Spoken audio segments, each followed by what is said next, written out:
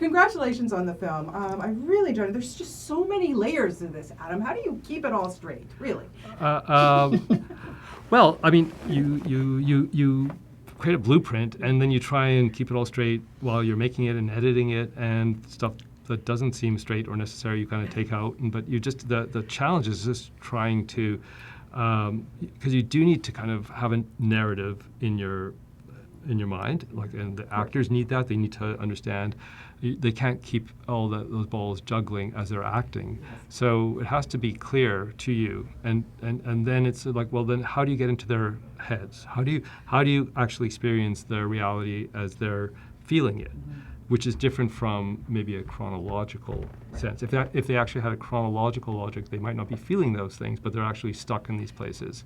So you're trying to create that sense. And that's what I get really excited about working in that zone, especially when you have amazing performances to kind of like guide you through. So yeah, you keep it in your mind by actually knowing what the core story is and then what the other things are that have affected them. But in this case, the core story is actually a relatively quiet thing. Yeah. There's a lot of much more dramatic things happening around it, but that quiet thing has kind of grown into something which is haunting the father and the daughter. Exactly. in this way. Yeah, it's so cool. And David, for you, I mean, what was the initial reaction for you reading the script and playing such a complex guy like this? Well, I didn't see him necessarily as complex the first time I read it. I remember the word I used when I first read it was poetry. I felt it was very rare reading a screenplay, I should stress. And I told people I read it that day, and I was like, I just read this beautiful script, and it felt like reading a long poem.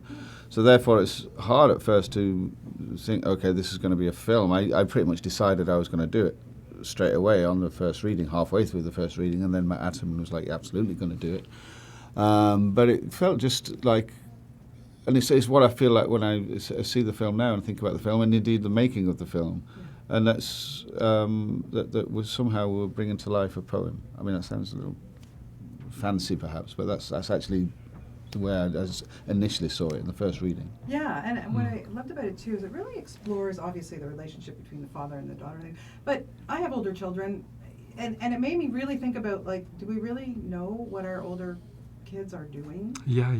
No, I mean, I think that's a really interesting point. I mean, that's one of the things that inspired the film. Is just, do you know, and also, are you responsible for what you think they might be doing? You know, and why do you think they might be doing that?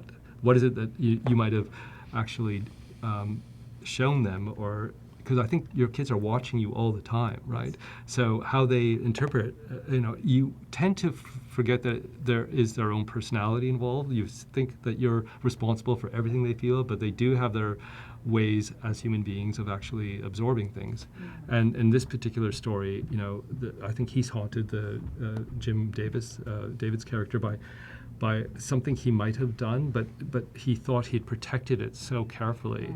And he can't really accept the fact that it wasn't protected, and he sticks to that narrative. And that has really strong impact on his daughter. Absolutely.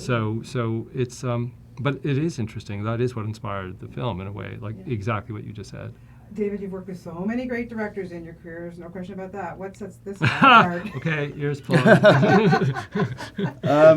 He talks too much. I'm going to answer seriously. We'll keep there.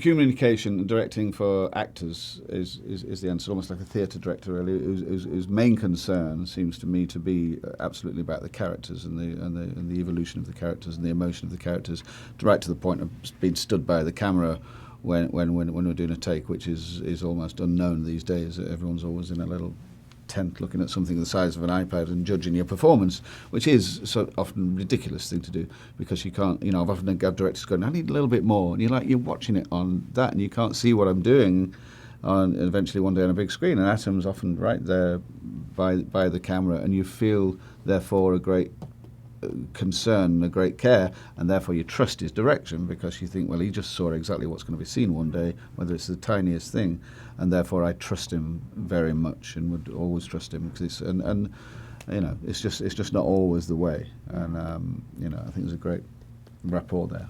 Well, he's one of my faves from, hometown. Here we go. He's the best. Yeah. You made a great choice. Yeah. Congratulations. Thank and I just you. want to know what you have against bunnies. Nothing. I love He them. loves them. I've had rabbits Oh my since God, I was he a loves them. child. I have ribbons from the Victoria pet show, SPCA pet show, and I can remember the names of all my rabbits. So I actually adore them, and I'm actually slightly troubled that you would think I'd have a bad response to rabbits. It was my idea to kill it. Well, there you go. Everybody, I you've said, heard that. I'll do the movie if the rabbit dies, and would chop off its feet. He let me have that. Not the feet. It was the one concession I made. Yeah. Good to know. Good to know. That's how it is. Congratulations to the two of you. Okay. It's really Yeah. good. Thank Thank you so you. much for your time. Thanks.